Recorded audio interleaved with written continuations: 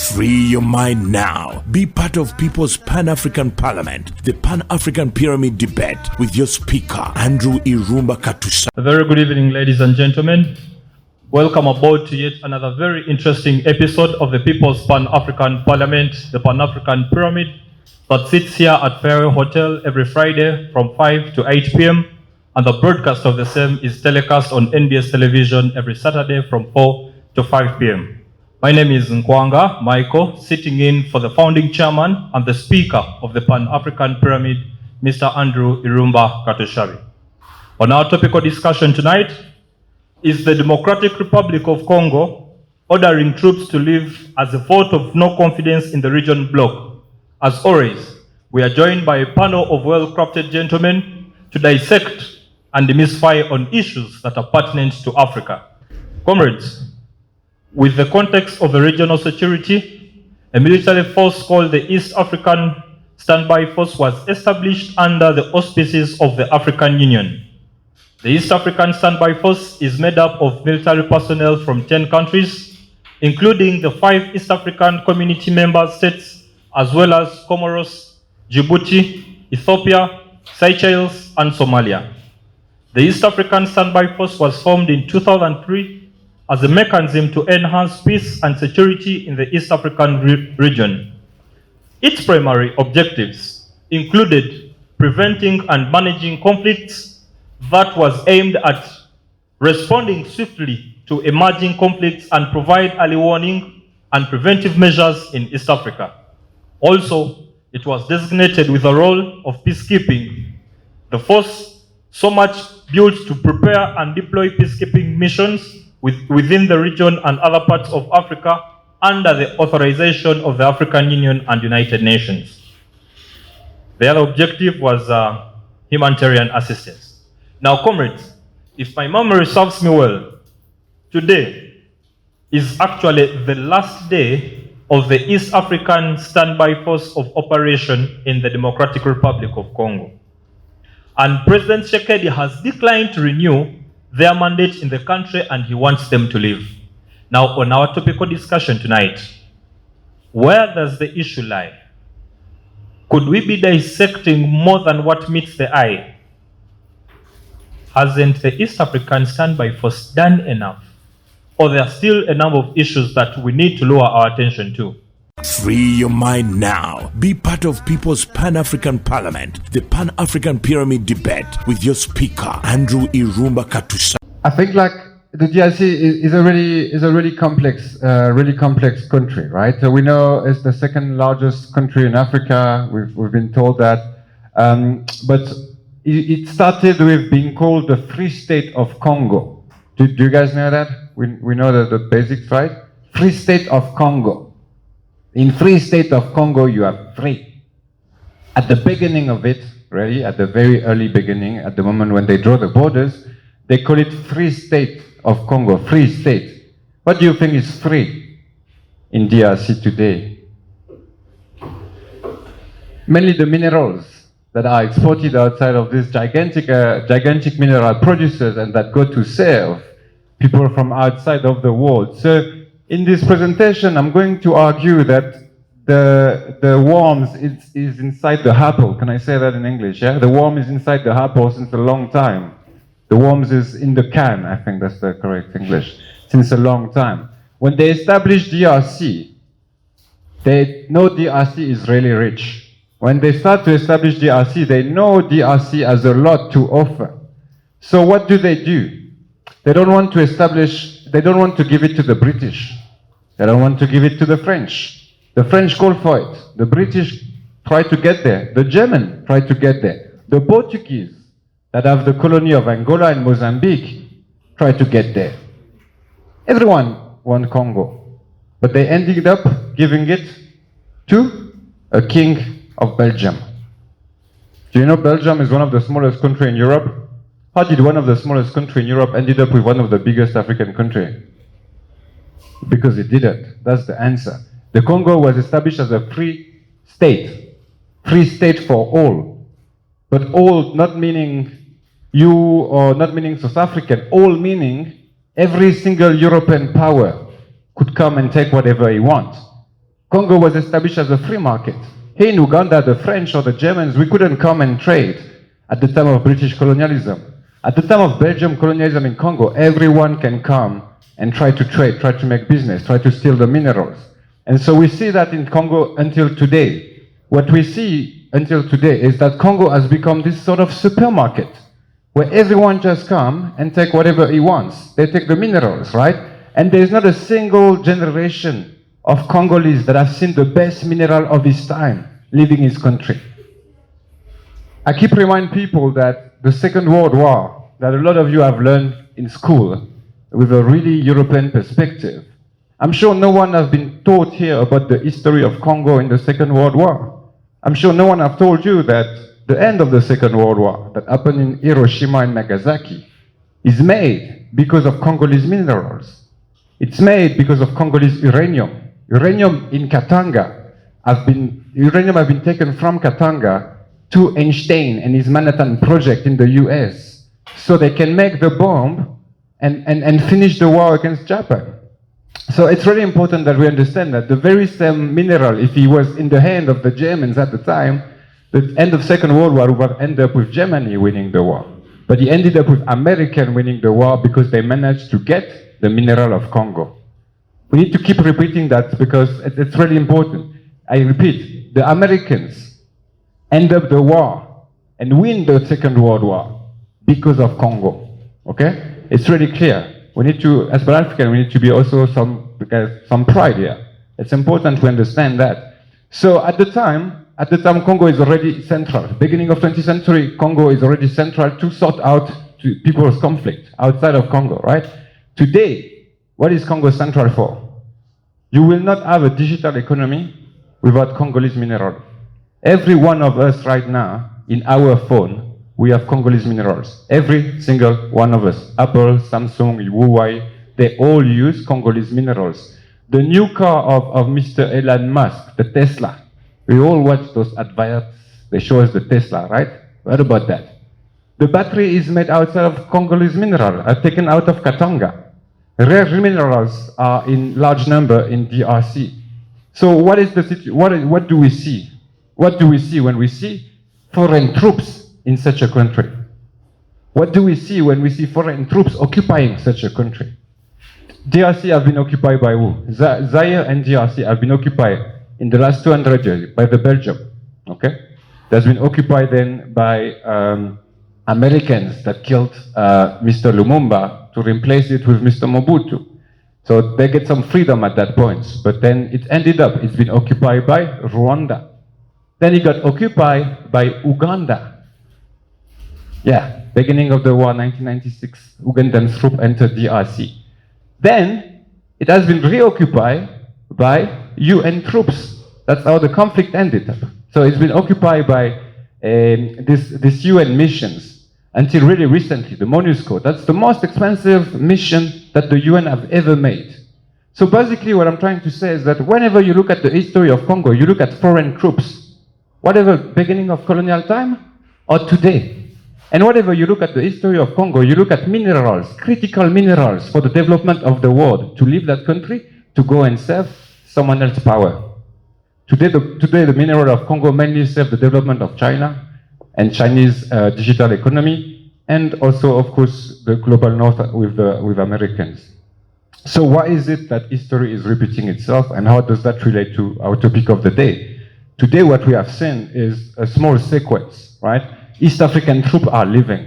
What we look is the occupation of Congo will always and always fail. Always and always fail. They keep trying to occupy Congo, they keep failing. But yet they always manage to steal, to disorganize, to destabilize, to create some rebel groups. There's a lot of things happening there.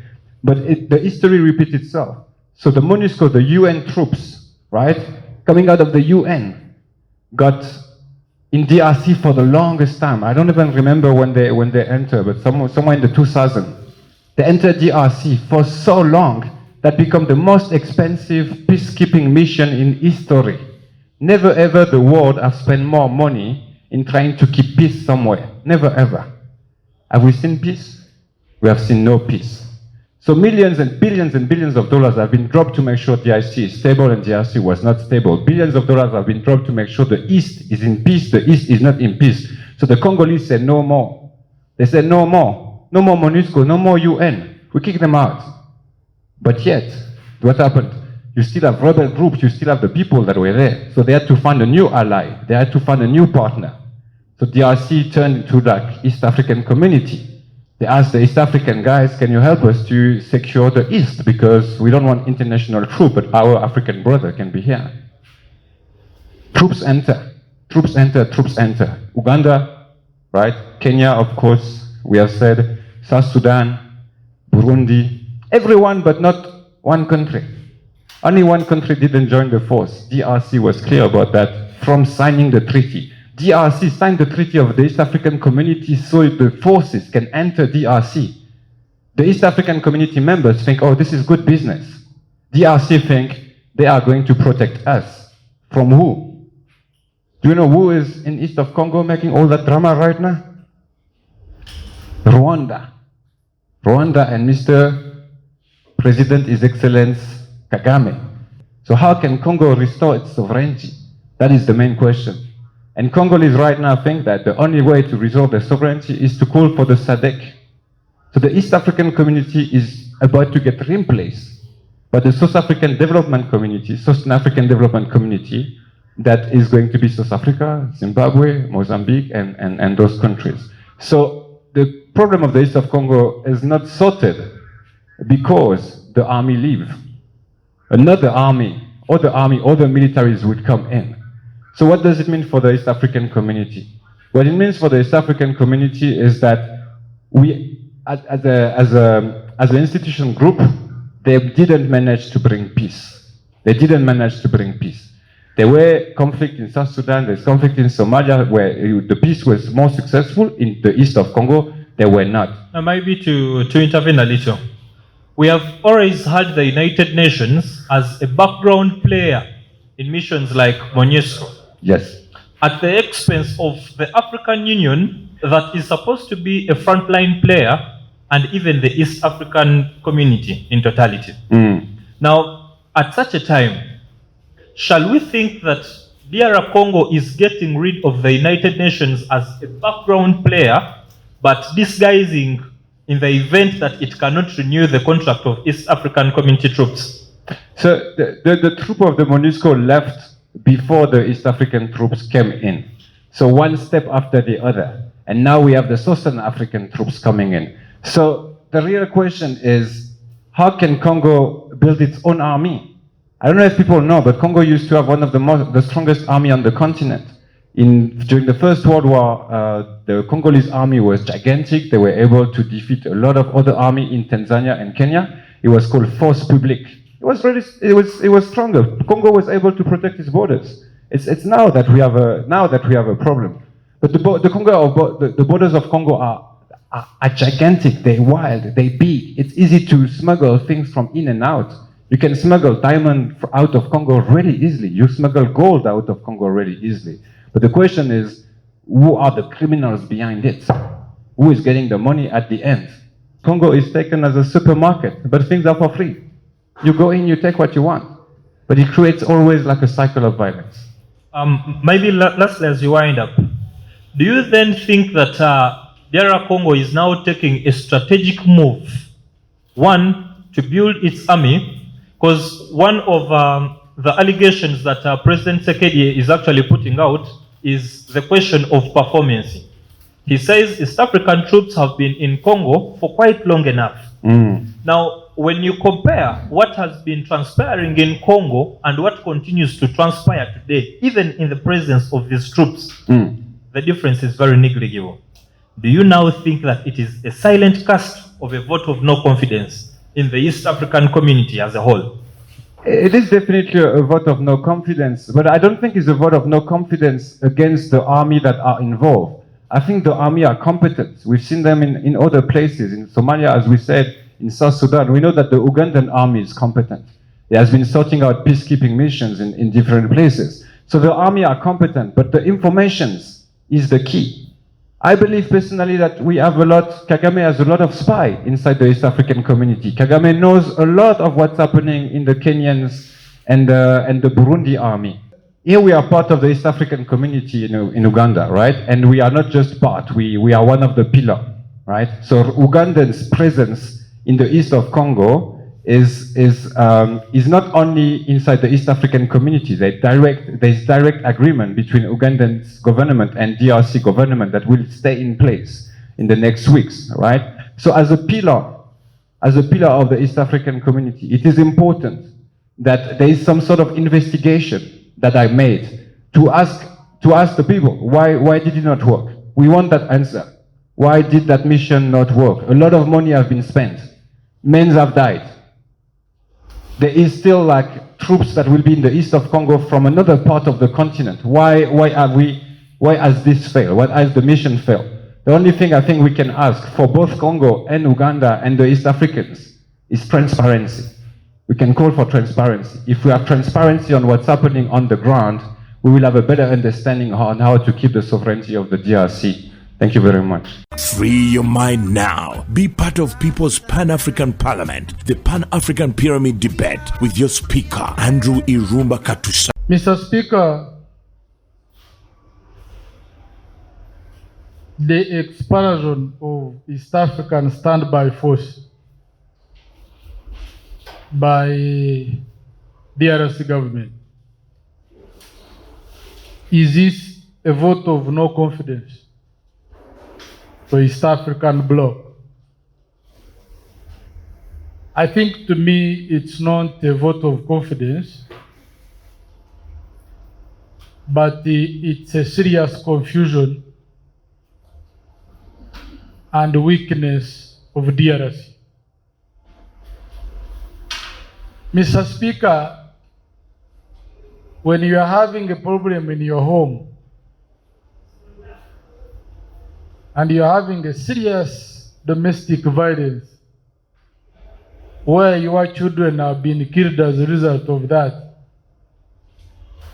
and all of a sudden the neighbor said, we want to help you, because he had attempted several times solve your problems and failed. And again, you come and say, neighbors, you're also wrong. It therefore means, without even further investigations, that you are the problem. You are the problem. Mr. Speaker, the confusion of DRC is not new. One, it allowed the genociders in 1994 from Rwanda to enter DRC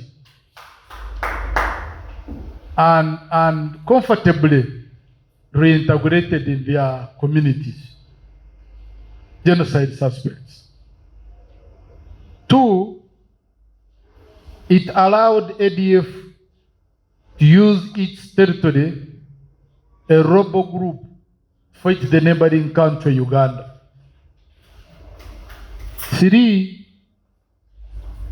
you requested the United Nations to grant you the peacekeeping force, and it was granted.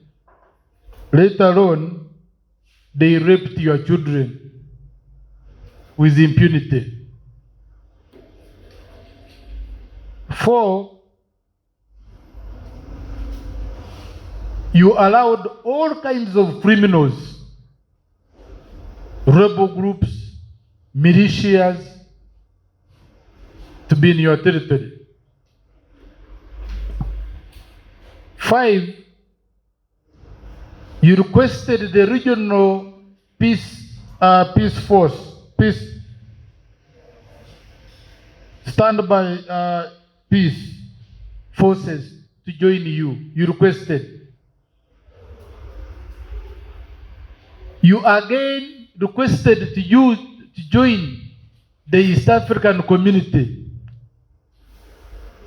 for security purpose and other purposes, and also requested to join the Commonwealth countries. because the DRC is a Francophone speaking country. Now, if you look at all those cocktail of confusion, you really tell that there is a problem with the DRC. All of you know that the DRC is an international supermarket where you don't even pay even a shilling to get any meal you want. It's an international supermarket which is known globally. That every lumpen, whether educated or not, armed or not, you can freely go and get minerals. So, some scholars actually at DRC, they call it a failed state.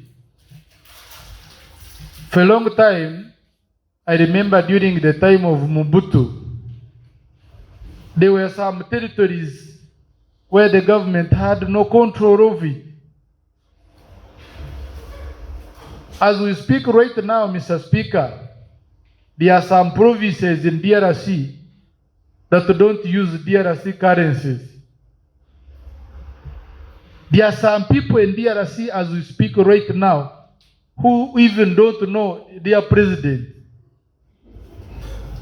Actually, if you are to interview them, we have senior journalists here. Go and interview them here in Ituri. They will tell you the president of DRC is Mobutu. But they think he's still alive. Mr. Kasha, besides that, don't you at a certain point feel like the significant problems, the challenges, and even all the political complexities that are in the DRC are somehow perpetuated by neighbors taking advantage of the fact that, one, it is a very vast country, secondly, that it is a world supermarket, and even countries that are poorest of the poor are going to DRC for shopping, including their own neighbors, by the way. Actually, no. Unfortunately, no.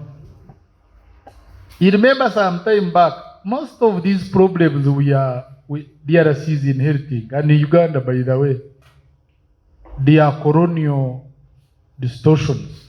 They are colonial legacies that we inherited. For instance, the issue of boundaries, which was created by colonialists. Because look at a country like Rwanda. Because you see, you just jump on just the disease, but look at the cause. You imagine a small country like Rwanda, which is having the biggest population of Rwandese in Congo. Even if you have not gone to school, that you are Congolese who are not legally recognized by Congolese government, but you are speaking Rwandese language, and they are not calling you Rwandese, and you are not on Rwandese soil. Thirdly, you see, if you don't want me to enter in your territory, don't allow also my enemy to be in your territory. Congo had the capacity to refuse the genocide suspects from going there. You allow the genociders to come there, they regrouped themselves, they are armed, you are watching. So you think government in Rwanda will watch? Will they clap hands? ADF here, they have been freely coming here and really killing people in Kampala here. And they were announcing all over those international and local media that we are the ones based in Congo killing you. Now, really, I think, Mr. Speaker, DRC is doing a serious blunder by not allowing the regional, if there are some problems now, perhaps emerging from... Maybe to chip on just a little, eh? Yes. The East African standby troops have had quite a number of missions. The one they are most commonly known for, the MONUSCO, And they also had the Neutral International Force. They were assigned Ituri way back in 2003, Ituri Forest. I do not know if you can convince the House tonight that the condition of Ituri Forest and the multi-human rights violations, the killings and whatsoever that were happening in 2003 are not happening today, even when the force has been in existence for quite that long. Thirdly, look at the joint Rwanda DRC military organizations. I think that is the part that most people do not choose to look at. But at this point, from the submission you're making, do you convince the House that Rwanda is acting in a position of retaliation for the many problems that DRC Congo is going through? You see now, I'm not saying that there are no weaknesses, especially from the regional force. I'm not saying there is no. You know, it's like saying your wife does not cook well. Well, she may not be cooking well, but she's good even in some other things. So you cannot say because he's not cooking well, therefore let her go away. I think that is going overboard. Because you see now, you are not trusting UN forces. All right? You are not trusting the regional force. You don't have, by the way, let me tell you, I have ever been in that area. Congo has no military capacity to deal with insurgencies in that region. So what are they going to do? Which means an organized rebel group that is working with the regional bloc is going to overthrow the government in Kinshasa very soon. That's how it used to work. You fail to work with us in terms of operations. The neighboring countries, you say you are stubborn, they will get a better candidate, they will remove you. That's even what is happening in some other places in West Africa. So I think to me, Mr. Speaker, the issue of DRC is very, very complicated. Very, very complicated. It needs mature understanding and serious research, not just lamentation, not just waking up early in the morning and you say just to go without any other solution. And I think now DRC and Mr. Tshisekedi, they are going to pay the price. Good evening. Free your mind now. Be part of People's Pan-African Parliament, the Pan-African Pyramid Debate with your speaker, Andrew Irumba Katusa. Africa's architectural defense architecture pre-colonialism was heavily fortified by organized regiments and organized kingdoms and chiefdoms, to the extent that some of the militaries defeated the invading forces, like in the case of Ethiopia. It is therefore, it so follows that the few exceptions where we had cases like King Chitiri, the one who claimed that he who makes powder wins the war, was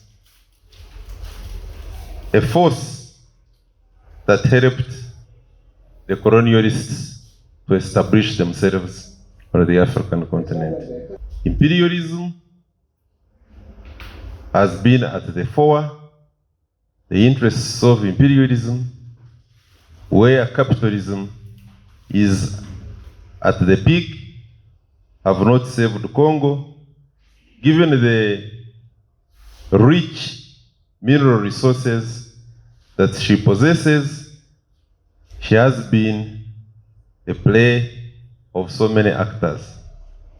The presence of MONUC and MONUSCO, and like my colleague, Comrade Rutatina said, we have got DRC in with MONUSCO and MONUC as one, if not the leading country with the highest amount of money spent yearly to defend DRC. From who? The real owners of the resources. The peacekeeping mission in DRC, the intention is to make sure that the natives do not open their eyes, nor does Africa open our eyes, ears, mind, to see the robbery that is carried out every other minute. East African Community, which was established way back in the 60s, failed, in my opinion, mainly because of the big brother ego, feel good that our brothers, the Kenyans, expressed. Of course, along with other factors. It was resuscitated much later, towards the 2000, and we are now nearing the third phase of the integration. Among the benchmarks upon which the EAC is supposed to be recognized and respected was to make sure that she defends her neighbors, entices other new members to come on board, and also build the capacity to defend herself. In that line, a standing army was established, and the purpose was inter alia defend the member states. Hence, the deployment of the East African Standby Force in a DRC is not something that should give us hard time asking ourselves why such was done.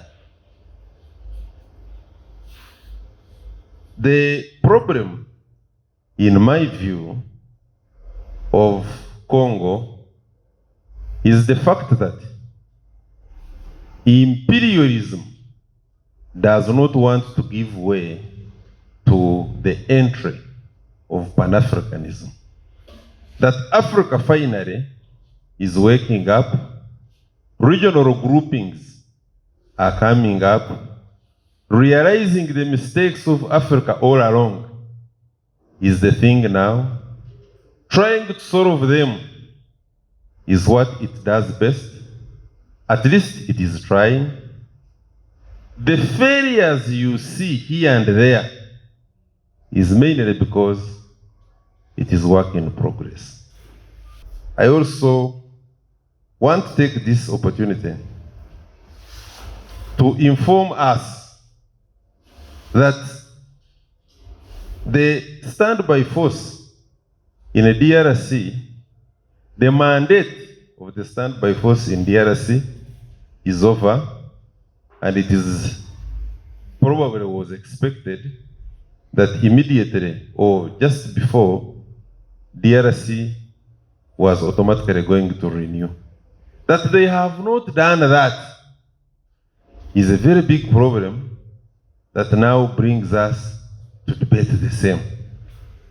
My thinking is that it is not too late. It is possible that DRC and Tshisekedi in particular, against the intervention of imperialism, because the imperialists are doing a good job to make sure that they fail the efforts of the East African community and the standby force, to the extent that the agreement between country to country, between Uganda and DRC, if it were possible, should not have happened. Why? DRC must not be opened up. DRC must remain as a hub of instability for purposes of the imperialists to exploit in a manner that he has been doing since time immemorial. Mr. Speaker, sir, permit me make the following observations. Maybe, Comrade Chair, before that, do you think there could be more hind players behind Congo's catastrophes than what actually meets the eye? The problems of Congo are a little bit unique in the sense that Congo, as compared to other countries on the African continent, is heavily rich, and as such it attracted the thieves, the global thieves, the imperialists, to the extent that the persistence of the imperialists in the affairs of Congo have made Congo a beehive of all manner of rebel activities, that if we claim that Congo is ungovernable, it is not that the Congolese are incapable of governing themselves or organizing themselves better. It is simply that somebody has made it his business to make sure that it is ungovernable. And it is unfortunate that the African Union and the African people had not woken up to the realization that we need to protect Congo, because it is like an African man, so says my brother Julius Marema, walking from the bedroom to the sitting room, and we cannot leave the affairs of DRC to the DRC people, because we are also citizens of DRC. There is a claim that Rwanda is in Congo. Maybe. But you see, fundamentally speaking, the fact that the colonialism divided us in a manner for which we all know, if you get the people who speak Chinyarwanda in DRC, it does not mean that they are not Congolese, for heaven's sake. We have got so many Basamia in Kenya who speak Rusambia. We have got so many Achoris in Sudan, South Sudan, who speak Acholi, and they are in Uganda. Are you going to say, in fact it is even rumored, that they are more there than they are here? So what do we do? The Pan-Africanism tells you that we need to rely on consolidating ideology. Ideologically speaking, we cannot now begin a debate of the Banyamulenge, of the so-called Rwandese who are in DRC, and not recognizing them. These are people in the same house called Africa. We need to get rid of the bigger enemy who is not part of us. If he is to come to us, he should come to us on our terms. How are we trading? How are we relating? But for us, we are home. The Rwandese in the DRC are home. It is the responsibility of the DRC government to accommodate every child. There is nothing like a child and the child, or the children, whatever they. I also heard that the DRC had one of the strongest armies. Maybe that could also be true. I don't know when that was, because when they were taken over by, maybe in the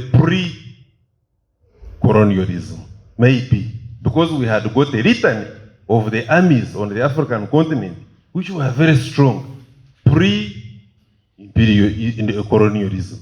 But to sustain an argument that Congo had a very strong army after colonialism, when they were taken over by a single man called Leopold, later on Elitro, Belgium, later on governed by nobody, but you forgive my language, a very confused and ideologically bankrupt man called Mobutu, that up to now they have never heard consistently.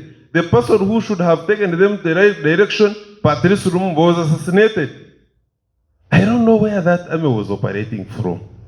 It is my view, therefore, going forward, that the standby force of East Africa getting out of DRC at this material time, we may not necessarily easily and quickly pass a verdict as to the extent that it is a vote of no confidence for the efforts which they have done so far. We are concerned in the fact that the pacification of DRC is work in progress.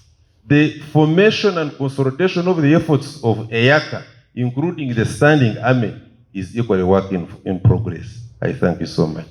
Comrade, maybe before you go, one last thing. The African Union was at foresight in the formation of a standby force for East Africa.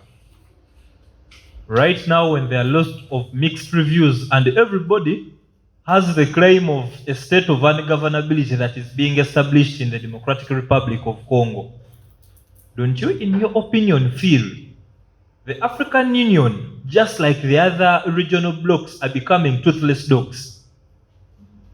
We, on the African continent, must be very proud of our very own. But at the same time, we must recognize our weaknesses and work on them. I am aware that ECOWAS, for instance, has challenges.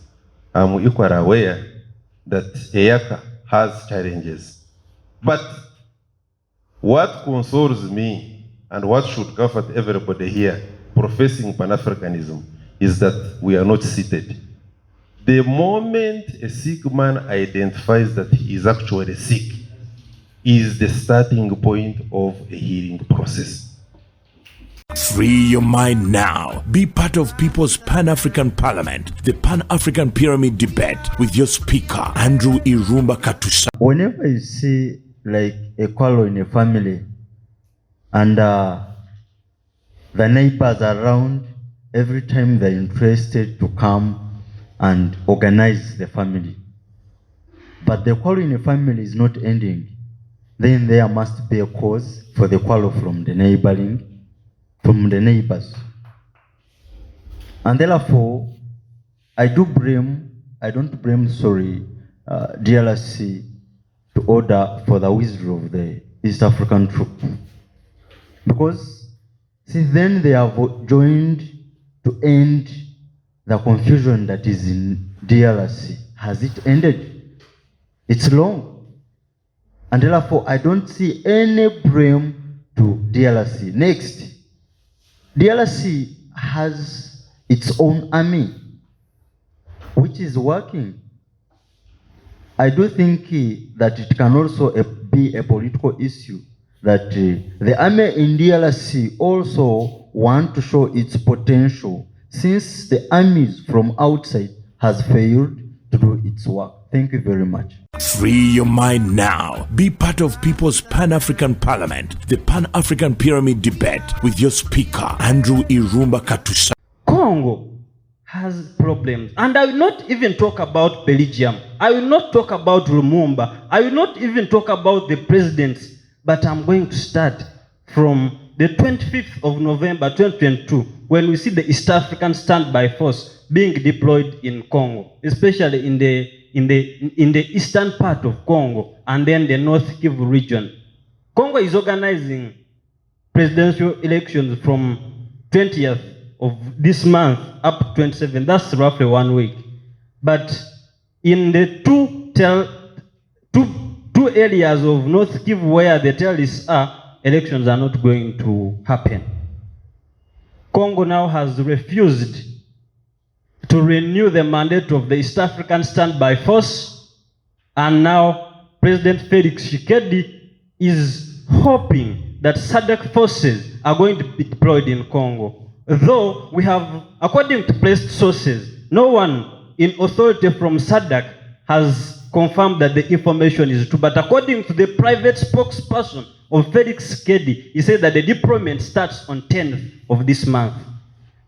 The withdrawing forces today at 5 a.m. in the morning, a plane took off, a military jet took off from Goma Airport heading to Nairobi.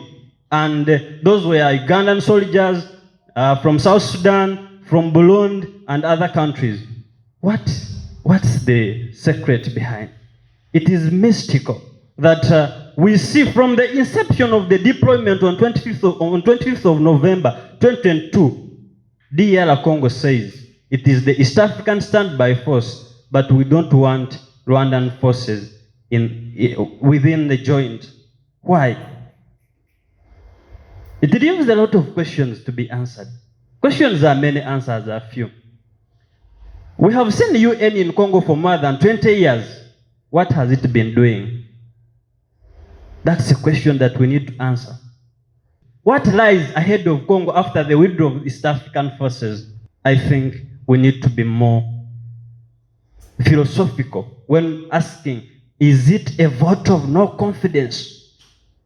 Before a man leaves his own house when it is raining and decides to move under a stormy weather condition, just know there are some things which are forcing him. But why? I think the East African forces, including Uganda, they have an upper hand in some of the challenges Congo is facing. Because we cannot blame M23 day and night. Because according to Felix Kede, why he refused? He said the East African standby force soldiers have been cohabiting with the terrorists instead of forcing them to lay down arms. It is alleged, according to sources of distinction, that Kigali's government is the leading sponsor, actually. It is alleged. I feel, As you conclude, kindly. I feel Congo has taken the right step to refuse the renewal of this mandate, but I also would like to voice out this. As the Tshisekedi government, which measures have been put in place to ensure that there is political sanity in the eastern part of Congo? Free your mind now. Be part of People's Pan-African Parliament, the Pan-African Pyramid Debate with your speaker, Andrew Irumba Katusa. Okay, the East African community, I think, has itself failed to be accountable for whatever is happening in Sudan. It has as well failed to be accountable of whatever is happening in Congo. In a country like Uganda, I won't talk about Rwanda because there's a comrade who's probably so much attached to that country. I want to tell you, in a country where there's daylight abductions, where people are lost and the government has the audacity of coming out to say, oh, those people maybe, we don't know whether they are in detention centers or not. And this very country wants to go and promote peace in Congo. You understand? So, these countries, Kenya, Rwanda, are all trying to play like they are the savior of Congo, just like every man who stood on that podium had a right to have a vote on whatever is happening in Congo, and they gave their opinions. That very thing, actually, someone always says that until is it the animals or the lion has the right maybe to write its own history, the hunter is always going to be, glorified. That's what you guys are doing. Today you're glorifying the East African standby troops. Tomorrow you're going to glorify whatever Rwanda is doing in Congo, forgetting that there are people dying on a daily, there are women dying, there are children dying.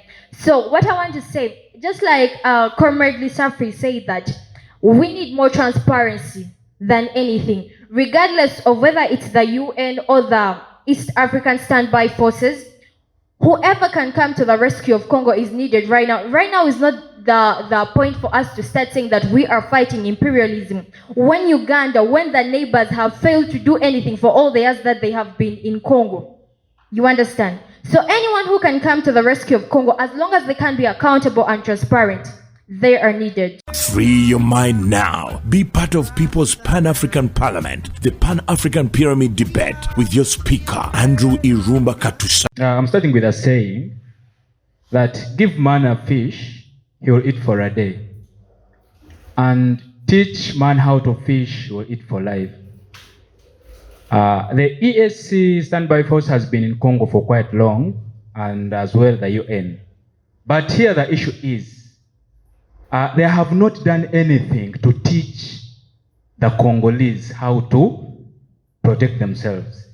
Most importantly, the army, the Congolese army, which means that their motive has not been to provide everlasting security for Congo, but they have their personal motives. One more point is the mandate of the EAC standby force is to enhance peace and security in the East African region. With the incapability of Congo to protect itself, the forces have been in Congo for quite long, but still there has been failure for peace in Congo. And therefore, I would affirm that the actual reason why these forces are in Congo is not actually bringing peace, but there are other personal reasons. Then, lastly, I would love to say that you cannot get a solution for a problem which you don't have. When you have a problem is when you get a solution. So, Congo will look for the best ways to put itself back to better, but it should not be that it should always rely on the East African forces to protect it from the external threats. Free your mind now. Be part of People's Pan-African Parliament, the Pan-African Pyramid Debate with your speaker, Andrew Irumba Katusa. I want to clarify on two things. Congo is to blame. East African community is to blame. So much the East African community, I think, is to blame on 70%, and then Congo maybe on 30%.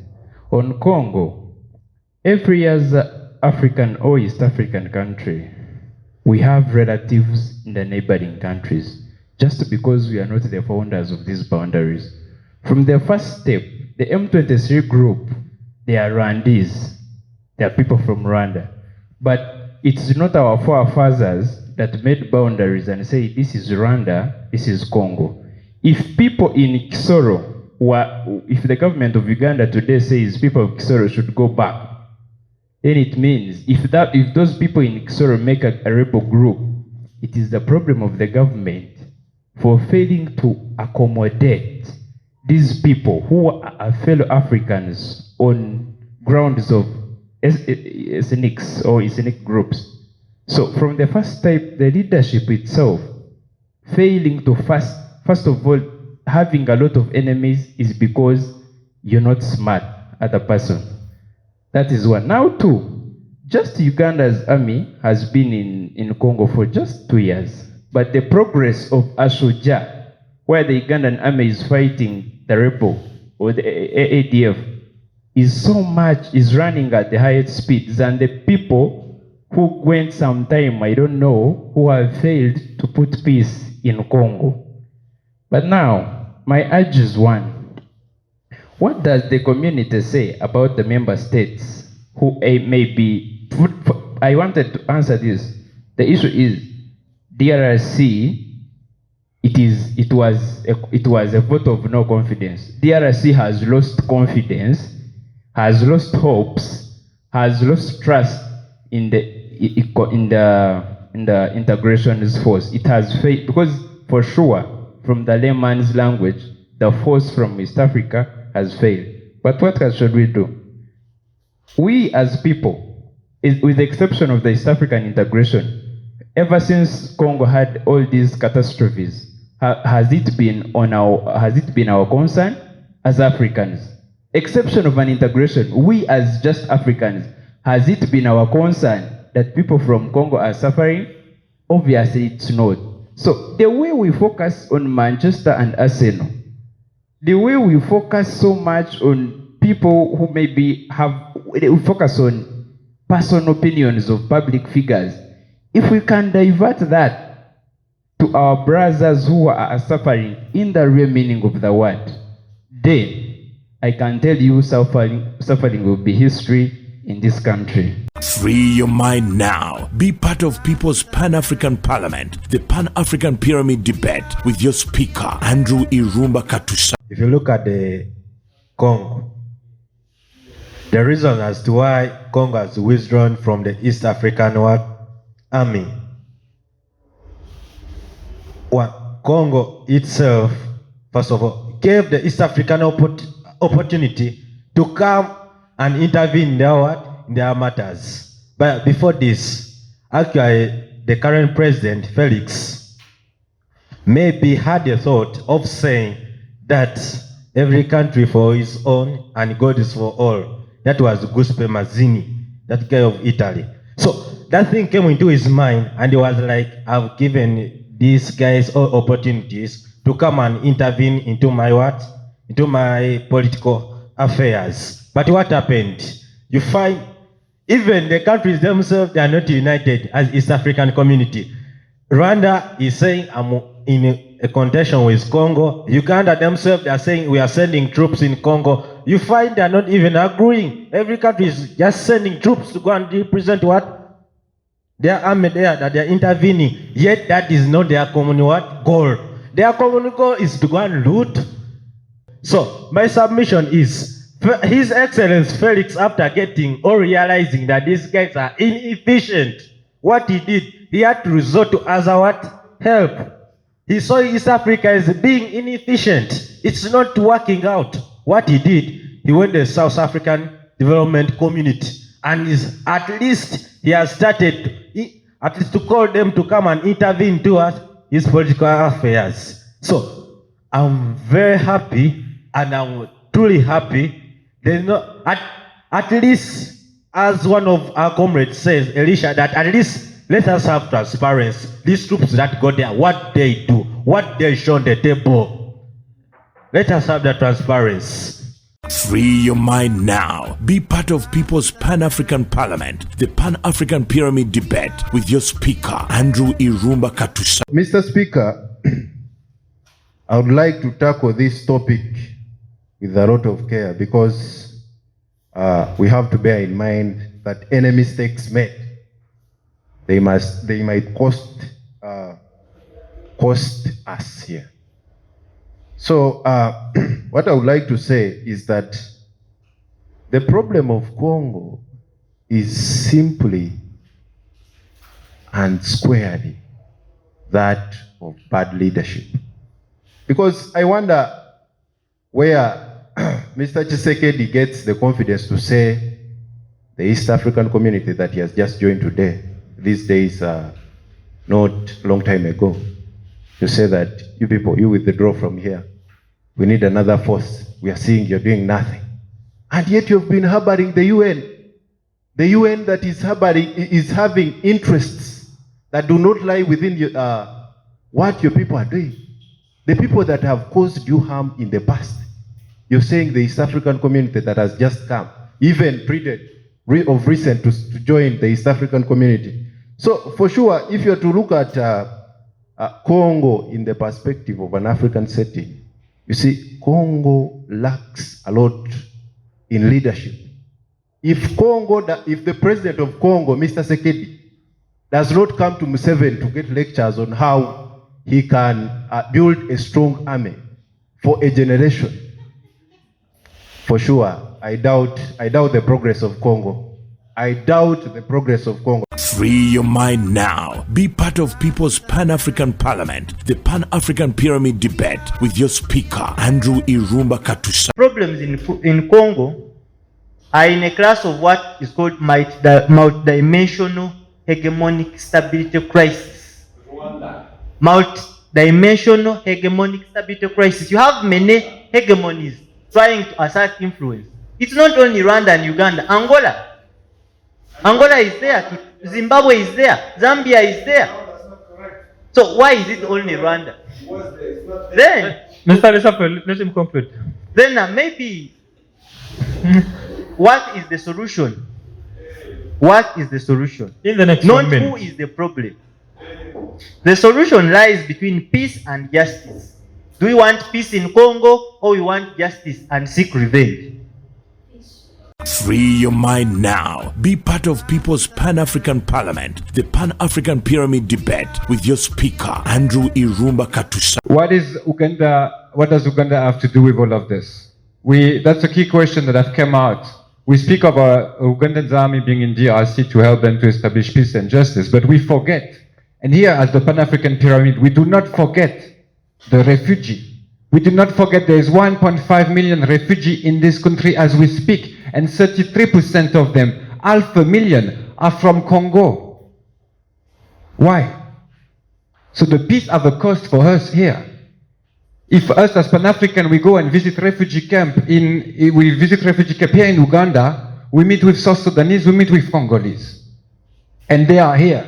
And as we said, there is those that have escaped their countries, and there is those that died. Around 6 to 7 million Congolese died since the beginning of the invasion and from the east. It's important that we look at the numbers. Some of my brothers here have said, no, Congo needs to sort out its problem itself. The budget of the Congo is $40 billion per year. 40 billions. The budget of the American army is 177 billions per year. Okay? This is a country similar size. So what I'm saying here is that yes, Congo needs to develop itself, but because it has been established as a supermarket where people don't pay the mineral that they steal, it is really complicated for Congolese to develop their own army and their own capacity. We should not forget that the two problems come together. Uganda has paid 65 million to DRC in 2022. I'm sure we are aware of that, because some mistakes have been made back in the days. So the army knew. Museveni, as a great leader, came and said, okay, we're going to set up that as Pan-African, right? We're calling for the leaders of Rwanda, the leaders of DRC, and the leaders of Uganda to sit together to set that mess, to stop that mess. And we know where the mess comes from. We should not be blind about that.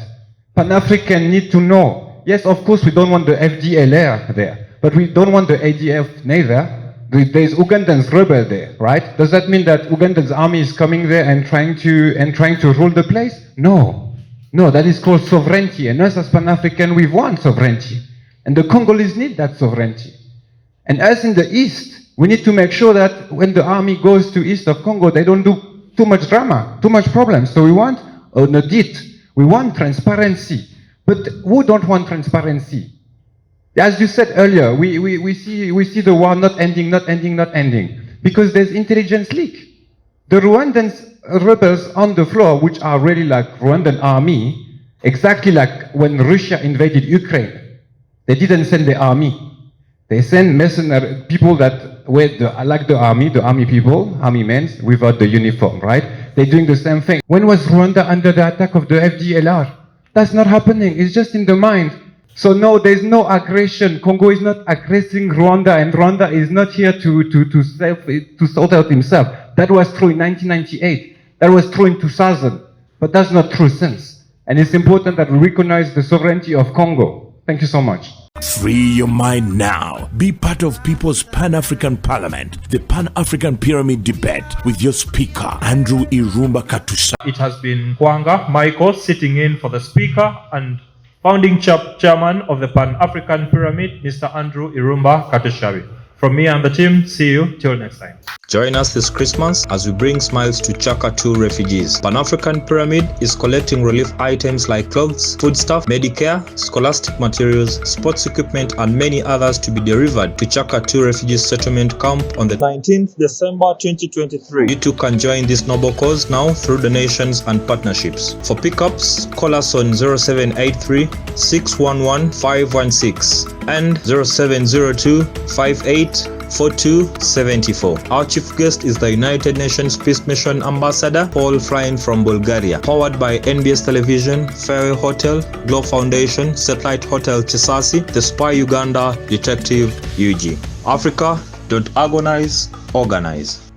Free your mind now. Be part of People's Pan-African Parliament, the Pan-African Pyramid Debate with your speaker, Andrew Irumba Katusa.